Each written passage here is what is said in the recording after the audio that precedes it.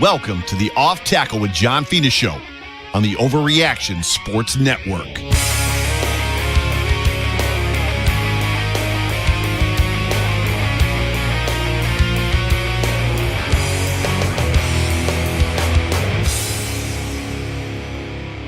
Well, what is going on, everybody? Welcome everybody into the Off Tackle with John Fina show, powered by Believe, here on this Victory Monday. And Victory Mondays are brought to you by Big Bear Barbecue Supply Store in Depew, New York, your source for sauce. Do us a favor, please stop on by Big Bear Barbecue if you need any barbecue supplies. But other than that, my name is Joe Miller.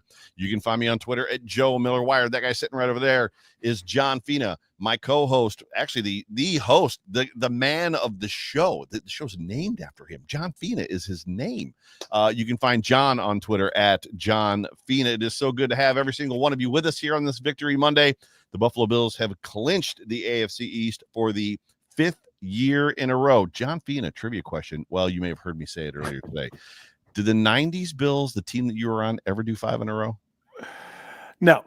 They did not. No, I don't think so. Nope. Yeah. 4 in a row. And 7 of 8 or 7 of 9, 7 of 8 or I can't remember. They did a bunch, but yeah, the Patriots was 11. They did 11 in a row, which is absolutely just seems like a statistical error. But anyways, I digress. For all of you watching us right now live on YouTube, please do us a favor. Please like, please subscribe. As the young kids say, please smash that like. Help us get our metrics up. If you are watching us on Facebook or Twitter, same thing.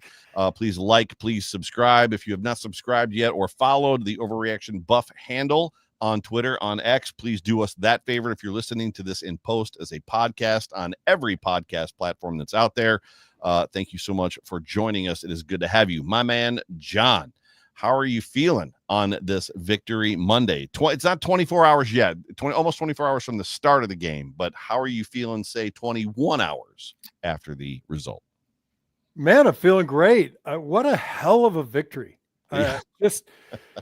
You get a little bit concerned when the weather's like that.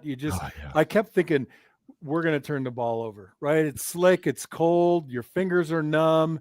And the fact that we protected the ball so well was just fantastic. And that they did not was a welcome development from the Niners. And it's nice to have my name on this show. I mean, the last thing my name was on was like an indictment. And I guess pretty soon, like the title of a eulogy. I don't know. What were you indicted for? Like, what was it?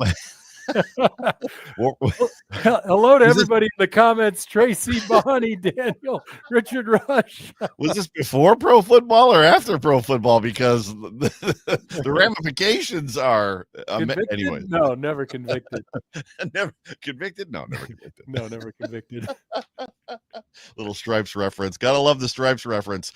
By the way, John and I, if you are not watching us live right now, we are wearing matching hats. We're wearing the AFC East champion hat that has no year designation on it, so it's just a forever hat. I love this hat, but that is clearly the most annoying part about it, is the fact that how do you make an AFC East champion hat and not put the year on it? But Joe, we're going for perennial. It's forever. Yeah, it's the forever hat. We got 5 years. We're gonna go 6, 7. I think this was year 1. I think this was 2020, by the way. Well, let's find out. And I'll go out and I'll get maybe I'll get our patch friend to make like a little year patch. I like it. Patty, right? What's her name? Patty? We could sell them. We could sell them online and people could like just stitch them to their hat. Getting back to your comment about fumbling the football, I thought if it was going to come anywhere, it was after Josh. And apparently the injury Josh had to his left hand was a stinger. He said that he got his funny bone hit harder than he had ever been hit on the funny bone in his life. It was painful and made his entire left hand numb for several plays. And if you remember, that was when he immediately went to the pitch outs. And that first pitch out to James Cook enters the line and gets blown up by the defensive player. I thought for sure the ball was coming out right there. But yes, it's a little unnerving, even though this is what we do and this is what we're used to. It's still unnerving when it could go. It's like pouring rain, right? It could go anyway. Right. Yeah, no, it was fun to watch.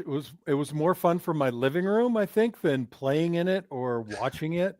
I don't take to the cold very well now that I've retired to more pleasant climes out here in Arizona. So, and it is something to prepare for a game like that. It takes a lot of mental preparation. You know, everybody goes out of their house and walks to the car, and it's cold outside, right? You bundle up, you get in the car. Nowadays, you can start your damn car from your living room, and you don't even have to wait for it to come up, you know, to a balmy 36 degrees in your driveway.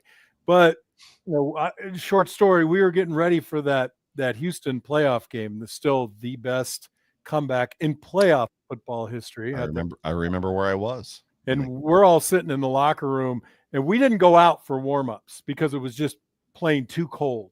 And we're just sitting there kind of warming up in the locker room and downstairs in the weight room. And right before we're about to go out, everybody's just sitting there and they're like, damn, it is freaking cold out there, right? And the coaches are walking through the locker room they look like the Stay Puft Marshmallow Man. They had so much down on them, and they're going, it's not cold, it's just mental. And we're like, you're wrapped up like a goose. Of course you're not cold. You know, we got our faces are exposed, our arms are exposed, and we're sitting there and it's silent. And everybody's like, damn, are we really going to go out and play this Houston team that just whipped our ass last week? Right. And it's dead quiet in the locker room. And I wish I could remember who said this, but one of the guys pipes up and he says, damn, it's so damn cold, I wouldn't even watch this game on TV. The whole freaking locker room erupts, Joe. And we're like, let's go out and win this thing. You know, 2 quarters later, we're coming into the locker room. You got your ass handed to you. Let's see. We could drive home after the Monday meeting. I mean, tomorrow I could be out here. If on my way to Atlanta, I would stop at XYZ. So there was a line at the payphone in the locker room of people calling the travel agent at that point? Yeah, for sure. Well, you were in the training room. Hey, bud, can I use your phone? You still have long distance privileges? I don't know. It was pretty rough. So I guess the question is, at this point, would you say that not warming up before the game was a good thing or a bad thing? I don't know. I'd love to go back and look at the stats of that game. I can look them up right now if you'd like me to. No, let's move on. I'm like 40 years older than I was at that point. That's really funny. It's interesting to me because we'll get to breaking down some plays here in a second, but it's interesting to me, the conversation about weather always comes up. And obviously, you know, home field advantage, and for a long time I was a big proponent of, if they're going to build a new stadium, leave it open, home field advantage and stuff like that. And then Josh Allen ascends, right? He emerges, and then it starts to turn for me. I want Josh Allen in a controlled environment. And you watch the Dolphins come here and some other teams come here and have relative success. And what I mean by that is not necessarily beat us, but play well enough against us in December, January that you're like, oh, maybe being outdoors doesn't do anything but make it crappy football for everybody on the football field, which Josh Allen, by the way, plays well in weather. We watched it yesterday. When he was throwing the football, he was throwing the football down the field, which was good. All that to say this: there's always the people on Twitter that say, well, the guys that are playing are from Florida. They're from Texas. They're from Georgia. They're from Arizona. Like, it's cold for them too. And it's just not true. And I'm going to sum it all up with this. It's been 25 to 27 degrees here all day Saturday, all day Sunday. Today was about 34. And I was outside snow blowing my driveway, snow pants, but in a hoodie, right, with a stocking, a beanie on, and then my hood up, sweating straight through my clothes. There is to say for living in it and going to the car and getting into a cold car in shorts and a hoodie when you're headed to the gym. Being around it is so much different than when these guys come up from the South. And I think Lee Smith was on the Atlanta Falcons the year that he left Buffalo. He went to Atlanta, and that was the ice game. I don't know if you remember that. It was a couple years ago. And the Falcons rolled off the bus. I don't think they got warmed up ever. They didn't want to be on that field in those conditions at all. And there was a mic'd up moment where somebody looked at Lee Smith and was like, how do you guys even live in this? And Lee was like, it's not bad. Well, okay, let me refine it a little bit for you. Yeah. Cold weather, no snow, no ice, no rain, everybody can play. Yeah. Everybody can play in that. And if you can't, you don't belong in this league. Right. Not a big deal. But I'll say, going down to Miami and playing in the rain, yeah, that's horrible. I yeah. mean, that is god awful crap to play in, just like they come here and play in the snow. But I think when you go back and look, at least over the past 25 seasons, I think I only played in one game when there was actual snow. Really? I was on the sideline for one. I wasn't, I was injured in that game. And I think in my entire career in Buffalo, maybe three. I can't even remember that well. But Where it was when, actively snowing, not cold. So the Chiefs right, AFC Championship game was freezing cold. just freezing cold. Yep. Right. Go But ahead. Yep. I don't think that affected their play. I just think we dominated them. Well, it And gets you, cold in but Kansas you, City. Kansas right, City but is freezing cold. exactly. But you can loosely say, oh, it was the weather. Well, and then you say, Joe says it's cold in Kansas City too. I think in those circumstances yesterday, I don't know that it benefits anybody. I mean, the footing was so bad. We have an elite quarterback who overcame it by, his just immutable characteristics, right? The guy is he's a beast, the winter soldier. That's why we call him that. That's why we Not everybody has that guy. But you step down a level from there, and I think most everybody struggles. And you're going to get what you said earlier is ugly football. But I'd rather play all day long in snow, not that much snow, than I would in rain, because everything just gets so heavy on you. I mean, everything you're wearing it's like 30 extra pounds. What was were you in the game? I think it was against the Raiders where Steve caught the kickoff. It was like a squib kick and they kicked it off and Steve caught it. And I think he ran it back for a touchdown, Steve Tasker. Were you in that? Because that game was like one of the coldest games on record in Buffalo. But it wasn't the 51-3 game. It was after that one. And I don't think it was, you were in that. So that one was ridiculous. So I guess the last question, and we'll get into some film breakdown. The last question I have for you is this. So having lived all over the place and been all over the place, which you have, and so have I, would you rather, as an NFL player, as a professional football player, knowing that this is a grown man's game, play in let's go back to the perfect game against the Patriots where, what was it, -7 outside? So it was god awful cold. You're barely dressed, you've got a plastic helmet on. When the guys hit you, I got to think that the noise inside the helmet is louder when it's that cold than it is if it's warm outside. So would you rather play in that, or would you rather play in like South Florida in September where when it's so humid you can't breathe? You know what I'm talking about, where you just I'd rather play in the cold. Oh, I remember living in Florida, and we would go out like after church on Sundays and play football in the summertime. And I was very much, why are we doing this? It's so hot. I can't breathe. It's so hot. Yeah. Crazy. Well, and I'll add this. The difference is in a warm weather game, your helmet feels really good and you don't notice the hits, and the headache comes after the game. In a cold weather game, you get the upside of, on first contact, you have basically a migraine. I mean, it is just the most I think your brain is kind of frozen in the cerebral spinal fluid between your brain and your skull. Right. And it's just a little slushy at that first hit. You're just like, that ice cream headache thing where you want to put your finger to your forehead and you're like, oh my God. But just imagine the ice cream headache, and it just never goes away. It never subsides. It's there for 3 hours. Oh yeah.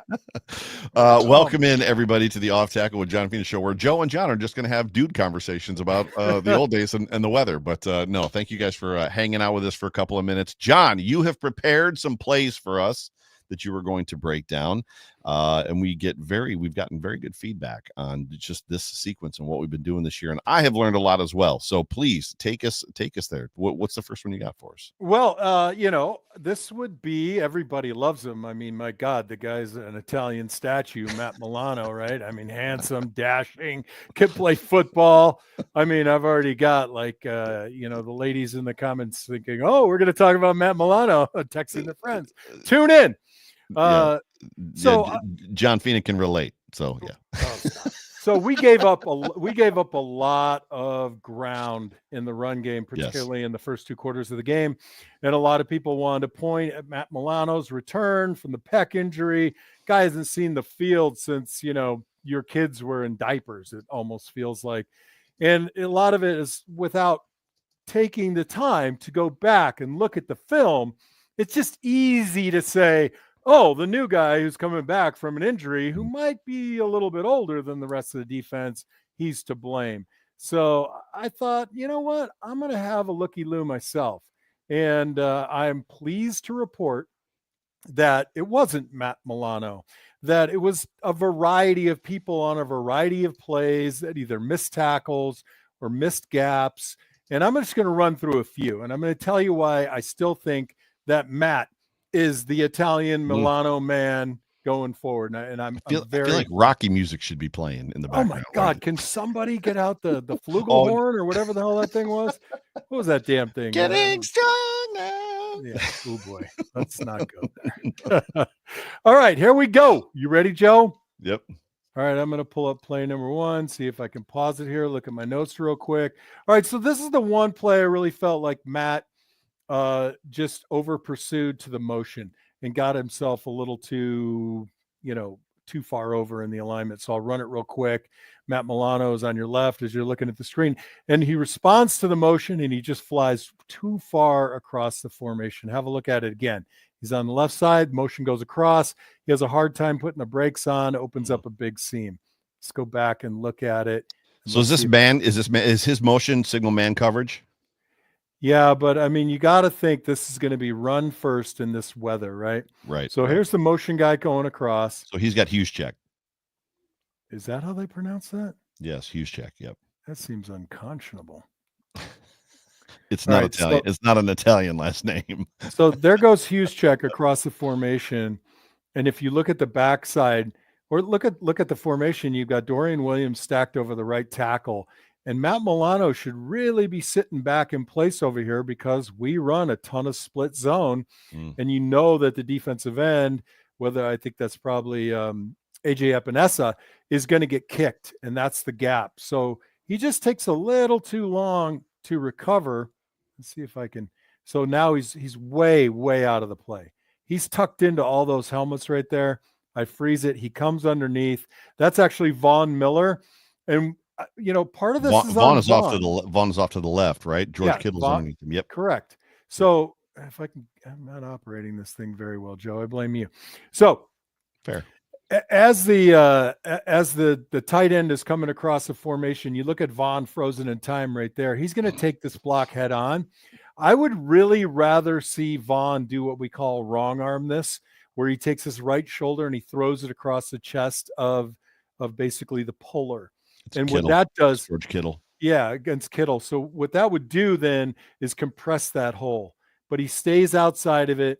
And now, I mean, shoot, Joe Miller and John Fina, we could pinky promise and run through that hole. That's an Emmitt Smith sized hole right there for sure.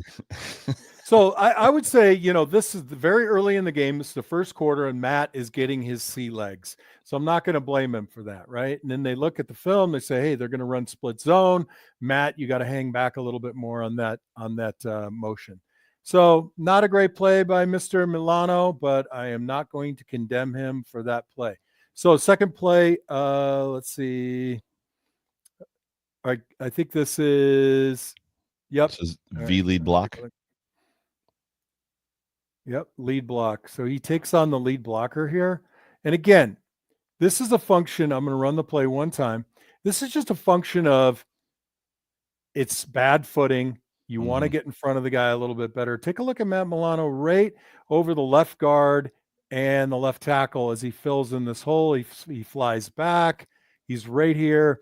44, the fullback is leading up on him. If he has real footing here, he's going to deliver a blow. And he's probably going to deliver a blow on the outside shoulder and make the running back cut to the running back's right. Mason, I believe that is. Or is that that's our guy, 24, right? McCaffrey? 20. No, that's Mason. 23. That is Mason. McCaffrey. Yep. Yeah, right. So not a horrible job here. It's very clear to me that on this footing, he's really not coming up and delivering a blow, and he gets blocked. But look what happens. Like, we got 3 Buffalo hats right around, and nobody else makes the tackle. Right. He more or less does his job by fronting up the lead back in the hole. We got to have guys make the tackle. So you could look at this. Some people look at this at a glance and say, oh, that's Milano. We got 3 other guys that can make that tackle, Joe, and you're one of them. I heard Eric Wood talk on WGR 55 today. He was talking about being an offensive player in games like this. And he said that pass blocking, and I think we watched it, pass blocking, he said, is a little bit easier because the defenders can't rush into you. They can't get the footing, whereas you're just kind of dropping back. He said, but to block down in the run is I don't want to put words in his mouth, but paraphrasing, is almost impossible to block down. So I guess the question is why was there so much success in the run? Because it seemed like both the Bills offensive line and the 49ers offensive line was making those impacts on those run plays. Well, absent the defensive line stunting a lot, if you got a guy who's in front of you, if you can get in front of him with this type of footing, it's really hard for them to get off, right? So it took us a little bit longer than it took them to really just kind of, I say, front up on your defender. Mm-hmm, mm-hmm. The good news is we started bringing in pressure from the outside.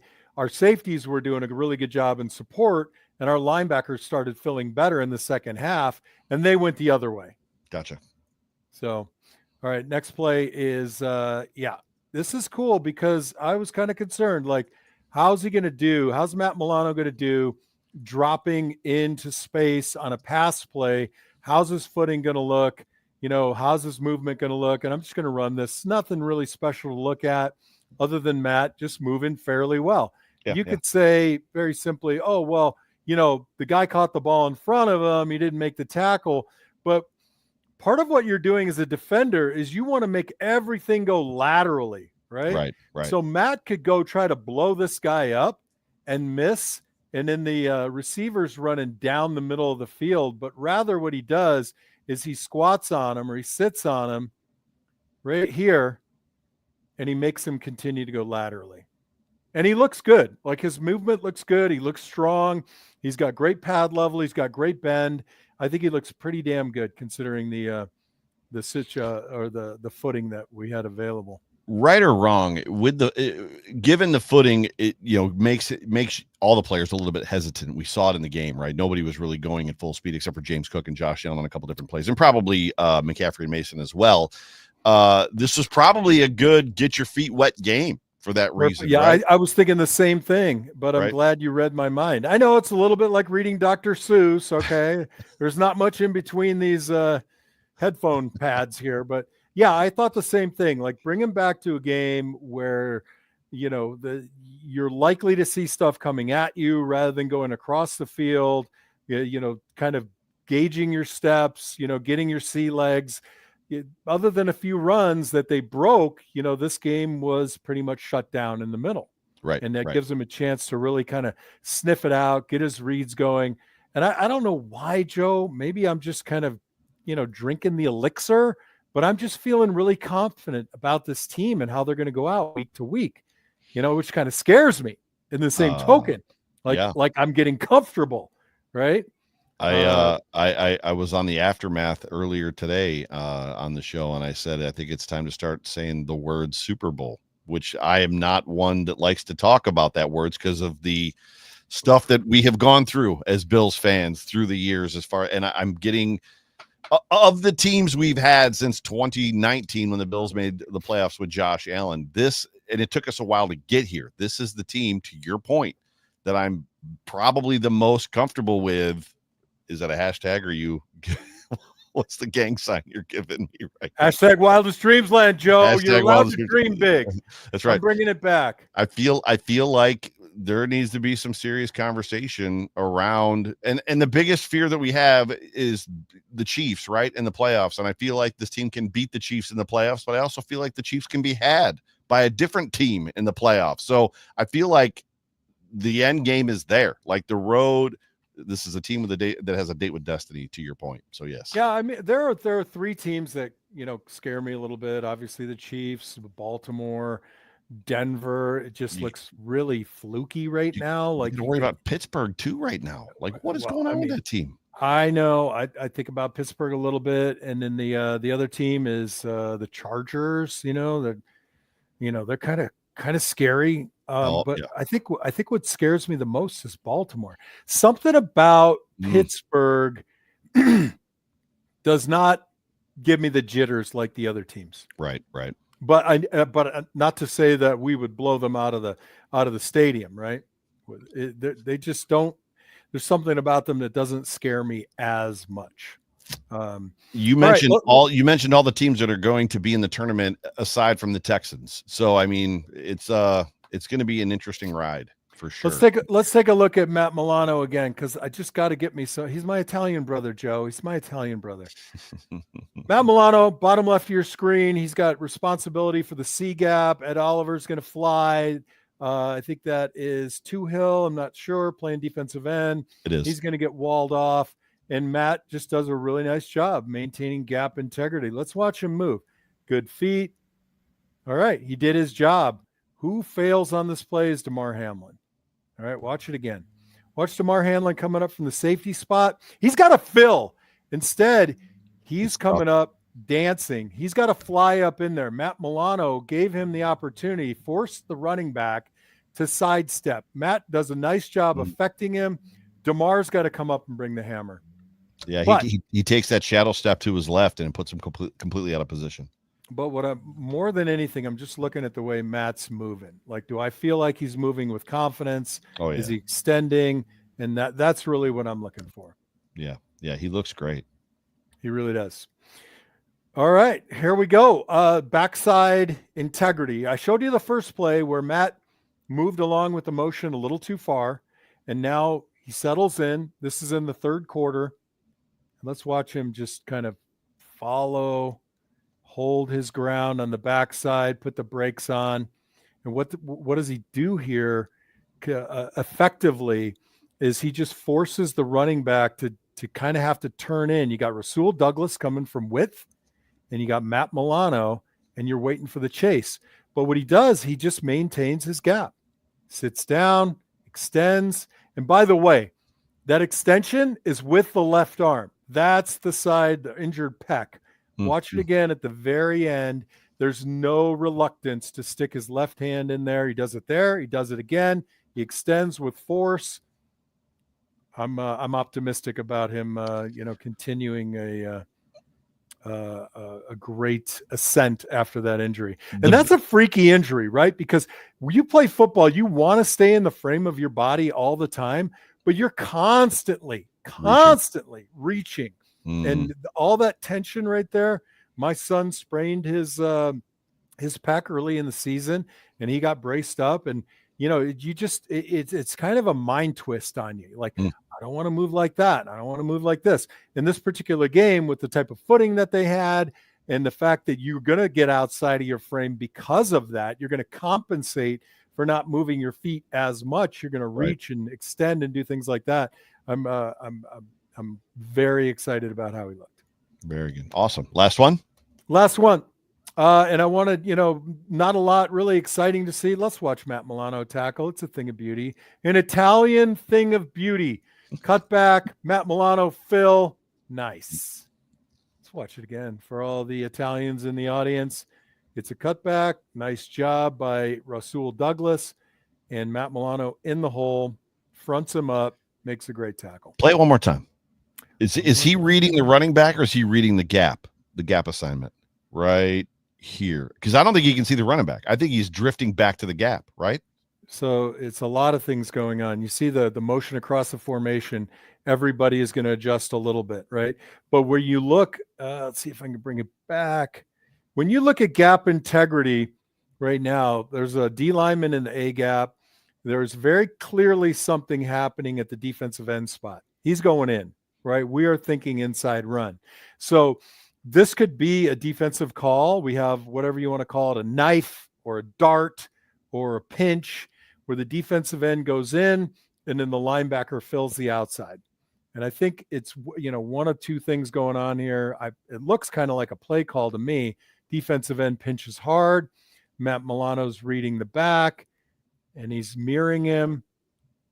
Boom. And in addition, and I tell kids this all the time when I'm coaching, if you're playing tackle and the guy is lined up on your nose and you can see he's creeping, he's coming in, there's somebody coming from the outside, and it's Rasul Douglas. So Matt Milano's role here is kind of a cleanup guy.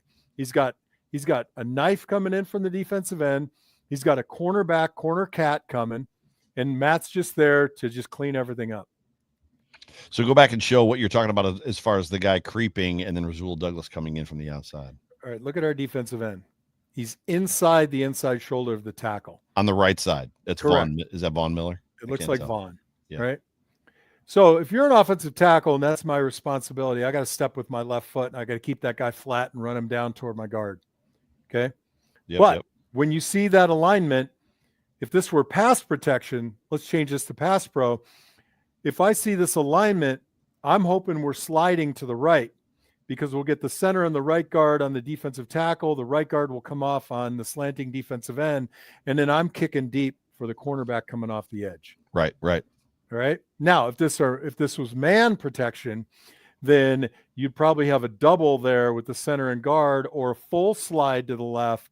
The tackle's still going to squeeze, and then the running back is probably going to read his way out. He's going to read 1 to 2 from MILANO to the corner. Make sense? It does. So what happens in a football player's mind as you leave this frame up for just a second? When you talk, they do this, specifically defenders, and we've heard Bills defenders, specifically the linebackers, talk about reading their keys, and with the safeties as well. Just got to read my keys, make sure that I'm gap sound. What causes them to get fooled so easily versus just? And I know that there's a lot going on, but it feels like if it feels like the gaps will lead them to the ball. Doesn't it feel that way? Is it just a matter of not trusting it? Or wait, who gets fooled? Are you talking about the defense? Yeah, yes. Like when the defense gets fooled just in general, and then like a gap is left wide open for a guy to burst through because they took a wrong step. Very similar to what we saw Damar Hamlin do. Like what? Yeah. I mean, it seems like even on Damar's play, Damar should have just ran to that gap. Right, he's got MILANO directly in front of him. Why step to MILANO when he should step to that gap? Well, they'll be coaching that up right now, I'm pretty sure. Like that's full run, and you're the safety you got to support immediately. To answer your earlier question, this thing is happening in microseconds. Yes, very much. So there's just, if you're off by if you take the wrong step by 6 inches, you're beat. For example, if you look at the right tackle here. I always had enough balance in my stance, and I saw this. I could drive off my right foot. I have got to gain ground with my left. If I step in the bucket, and for everybody listening and watching, stepping in the bucket is where you lift your foot up, your play side foot that should be gaining ground, and you just lift it up and put it down. Your shoulders will turn. You'll give up penetration. So it's a game of micro motions and micro segments. And by the way, the offense all week long, they're scheming too. Right. So, yeah, for sure. Yeah. And a lot of times, oh shoot, they had the right play. We had the wrong defense. It's not as simple as checkers or chess where the pieces just aren't moving. Once that ball snapped, everything is flying a million miles an hour. You just got to hope that as you're flying up, whether you're a safety or whether you're Matt MILANO and you're scraping here, that your timing matches the development of the whole. Right. Right. All right. One more time for the Italian stallion, Matt MILANO. Scrapes back, sits down, gets low. Boom. Well done, Matt MILANO. Well done. Real quick before we give our closing thoughts and our closing conversation as far as it goes, let's talk about the show sponsor real quick, if you will, my good friend. If my mouse will work. There we go. Yeah. Absolutely. I love talking about our show sponsor. Are you a grill or barbecue master? Do you want to be one? Are you part of the Grills Mafia? Do you want to hang around with the Bills Mafia? Do you want to be king of the street in barbecue? If you're looking for a unique rub or sauce, heck, you got to go see Mean Joe Green over at the Big Bear Barbecue Supplies in Depew, New York at 425 French Road in Depew. It's right by Antoinette's on Transit Road. It is Buffalo's only barbecue and grilling supply store. This is not a hardware store. Mean Joe Green loves local companies. He supports local. He also has some obscure things that you won't find anywhere else. By the way, just go in and support local. And if you want to try it before you buy it, he's going to let you lick your finger. He'll pour that rub all over. You're going to love it. It's going to be great. Big Bear Barbecue, 425 French Road in Depew. Go see Mean Joe Green. Tell him Joe Miller sent you. Get a door prize. Get 10% off and wow your neighbors when you fire up that smoker. Yeah, that's so good. So I did 3 turkeys over the weekend over Thanksgiving holiday. I did one with the trifecta that you can only get from him, which was amazing. And I took a stretch. Hardcore carnivore is a beef charcoal infused steak rub.